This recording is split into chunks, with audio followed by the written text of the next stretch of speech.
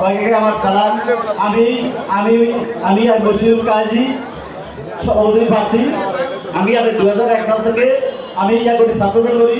আমাদের সালাউদ্দিন ভাই আর বাচ্চু ভাই, তারপর আছে বাবুল ভাই, তারপর আছে দাবুল ভাই। আপনারা সবাই আমার জন্য দোয়া করবেন। আমি যদি এই দলের জন্য কাজ করে থাকি, আমি যদি যোগ্য হয়ে থাকি, আপনারা সবাই আমাকে সাপোর্ট দিবেন। ইনশাআল্লাহ নতুন আছে। আমার এমন কোনো মিছিল মিটিং প্রোগ্রাম করতে বাকি নাই।